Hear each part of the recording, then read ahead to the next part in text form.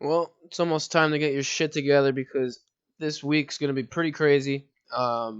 We got a lot of stuff to look forward to in terms of technical analysis. We have some numbers coming up this week. Um, more tariff bullshit. But first, and as foremost, I always want to focus on the technicals and what we're looking at. So, as of now, the futures are down. SPY was trading at lows at around 282. We're now testing around 283 range. Lower from the close on Friday. Um, so I say this in every fucking video, but my chart's a mess. Please just try your best to focus in on the indicators and obviously the candles. But I want to talk about this bottom down here from that initial little pullback we had off the top of the all-time highs around 302. We bottomed out. Our key level for the bottom is going to be 282.46. Now that level at 282.46 stretched a little bit from these two lows here, around at the 282 level, 281 and change. But the bottom is around that 282 level. Now, if this level can decide to, finally break, and personally, I think there's room, as we see here, our MACD just is crossing in the downside. So obviously, if we continue lower, momentum will drop over into the other hand, and we'll see if this bottom Bollinger Band can open up to the downside and let price, continue lower. Obviously, we'll have to take it day by day and see how our indicators adjust to the current action. We can't predict on that. Um, but we have to keep this bottom in mind right here throughout this week entirely. So far our futures are trading right down near there. So if we open around there, look for a very active morning, a very volume filled morning. I think there'll be a lot of orders set down around this level. Um, if this breaks, we really have a lot of real estate down to this level down here, these lows at around the 273 range at the bottom there.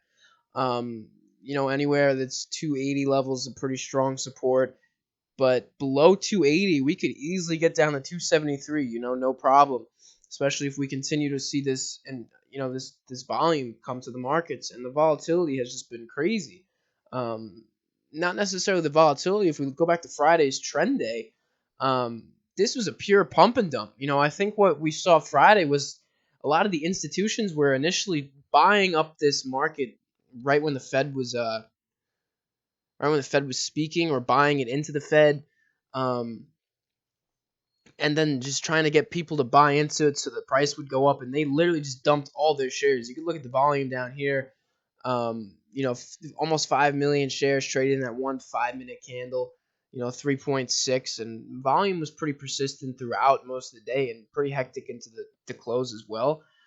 Um, the price range was large. Yes, the price range was definitely large, and that's what we need. Active traders, this one day pays for months, as you see from Gavin's Friday. We as traders have to capitalize on these kind of days where we have to be sharp. We have to be in our best mindsets to capitalize off what is currently in front of us. When we have a price range where the high is at around the 292 and the low is around 283, we have to capitalize on some of that. Even if you do just get your piece, get your piece. Keep your head in the game and stay focused on what the task is at hand. Obviously it's always following your indicators and following the support and resistance lines and whatnot, but you got to put yourself in the market. As far as going forward, I still am not giving the green light on any other setups just yet, due in part to the fact that there is a current trade war and it is definitely heating up. We've seen that as of last week with the tariffs raised by China, and Trump hit them back again. So it's just like a whole hectic thing. But for the main, most of our time going into this week, I think our focus has to remain on the SPY. We have to continue to day trade the SPY. I don't think there's any other reason to be elsewhere in the market. The SPY provides us with every opportunity we need. With a price range like this and the options that the SPY offers, we have absolutely no reason to be anywhere else. Um, that lets you stay focused in on what you're looking at and really attack one sort of game plan. Um, so obviously, like I said, if we go back to our indicators, we rejected the 13 EMA. We're now going to be opening up and testing these lows tomorrow. It's going to be key. There's not much to say besides the fact that if this bottom breaks, we have room to drop. We go to the weekly chart, tight little range right now. If we break that low, right, same sort of situation. Our next real support is at the 273 level. MACD's already crossed. This bottom Bollinger Band has room to open up as well and carry price to slide down like a little slide. We're gonna have to watch and take this one step at a time, one day at a time, one 5 minute candle at a time, one 1 minute candle at a time. We got to take it step by step, and we can't really predict what's gonna be happening. I think our best bet is to just react to what the market is showing us at its current time, and take it that way. Um, as far as the schedule for the week, I have the market watch calendar for you guys. This is the economic schedule this week. What I think most of Wall Street's going to be looking at. Thursday we got the weekly jobless claims. I think that's going to be somewhat watched. Obviously, the consumer spending is going to be a more important one as well. The CCI as well. It's just like we're gonna have to closely monitor this market to see how our economy is doing with all of these, tariffs going on. I think our job as traders, and especially for us who are obviously focused on the long term as well, we want to be focused very in depth on these numbers to get ourselves in a position where we can adjust our portfolios in according to what the economy is showing us. Are we slowing down? Are we still growing? If we're still growing, then yeah, maybe we'll buy the dip. You know, do we see a potential for a trade deal to get reached? Who knows? Trump lies to us all the time and tells us, "Oh, talks are great, man. Yeah, just had a great phone call. Awesome.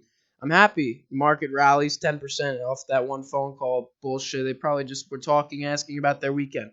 I don't think there's anything major going on. I think that everything that happened last week was very clear of that. So, that's more or less what I have to say about the upcoming week. Obviously, I'll be talking to you guys in chat, but I think it's gonna be a patient game.